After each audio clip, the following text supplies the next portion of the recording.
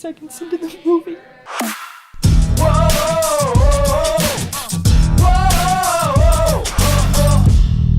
What's going on, everybody? Welcome back to the channel. I'm Jared, and I'm here with a deeply emotional movie review. Man, my eyes might still be puffy, but if you're new to this channel, click that subscribe button. There's movie reviews, trailer reactions, all sorts of comedy stuff every single week. I don't know what's going on with the water heater, but we're going to play through this. Anyways, I went out and saw the new, I guess not biopic, but film involving just someone that the world does not deserve, and it's Mr. Rogers' movie, A Beautiful Day in the Neighborhood. A journalist's life is enriched by friendship when he takes an assignment profiling Fred Rogers. So is A Beautiful Day in the Neighborhood one of the most heartwarming films of the year? Let's find out. But before I get into my thoughts, let me know what you guys thought of A Beautiful Day in the Neighborhood, and did you grow up watching Mr. Rogers? Now let's get into some of the good. I was very excited for this movie because I grew up with Mr. Rogers, watching that every single day when I was at my babysitter's.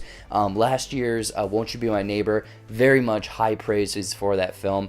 But getting into this one is more of a kind of a biopic, fantasy, switched up, the story is mixed up a little bit, and I cannot get over how they combine the aesthetic of the show and the story of this movie. The aesthetic, obviously, there's the trolley car and the little kind of a model that he has on his show, and they use that very much as the transitions in this movie, which I very much appreciated, tying back into sort of the show. But getting into the story, I thought that this was going to tackle, I guess, Mr. Rogers a little bit, getting more into his life and him as a person.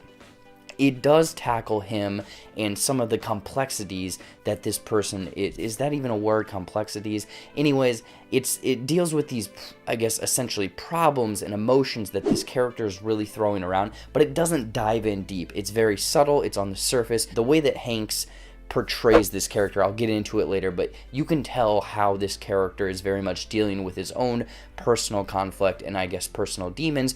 But the story very much focuses on the character that is interviewing Fred Rogers. I believe in this movie, his name is Lloyd Vogel. In real life, his name is Tom something else. But it's based on this article that he wrote for Esquire, and it really dives into Lloyd's story and how he has had sort of a troubled past. He's not opening up to other people. He's having a hard time with his wife and this newborn child.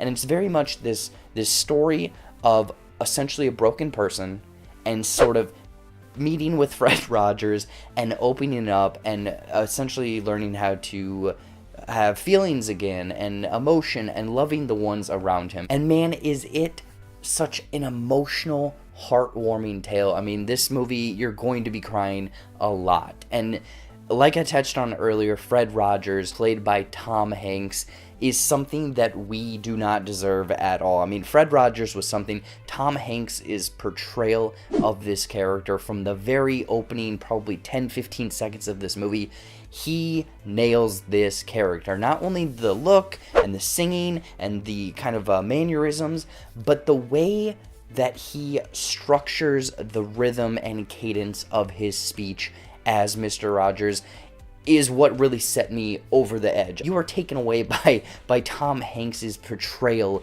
in this movie. This is just, again, like I mentioned, it's such an emotional story, but Tom Hanks as Mr. Rogers is something that just puts this movie over the top. I cannot recommend this enough. And just rounding it out, I mean, all of the theme songs and musical cues from the original Mr. Rogers' Neighborhood TV show are very much present in this movie.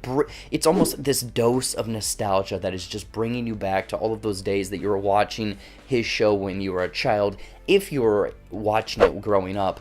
But the music from the show and the musical cues, even silence is used very, very well. I mean, the music and musical cues are phenomenal in this movie, but the way that silence and conversations between characters and letting that almost pregnant pause just stretch it out almost, it is so weird that those three different things packed so much emotion into this movie. I was crying every single time one of his songs came on, and the visuals on the screen were, everything was paired perfectly. The music, the musical cues, what the characters were doing, it just brought so much emotion to this movie that if you do not cry just once or tear up a little bit, you have no soul. I cried probably 6-7 times. I'm not ashamed to admit it. A Beautiful Day in the Neighborhood is nothing short of phenomenal. There were, unfortunately, 1 or 2 little scenes that I felt were, I guess, odd, to say the least. There's one where this character, it's sort of a dream sequence, and it's weird. I'm gonna just flat out say it. It's a little weird, and it doesn't feel like it matches up with what's before, what's after. It's this little thing that I think they took a chance on it. Personally, I didn't think that it landed. For other people, it might. Overall, A Beautiful Day in the Neighborhood is this deeply emotional movie about loving the ones around you, with it featuring this great aesthetic that you remember growing up with. Tom Hanks specifically, phenomenal performance, and the use of musical cues with the story and also silence is deeply emotional, but with a scene here or there not really adding up. I would highly recommend checking out A Beautiful Day in the Neighborhood.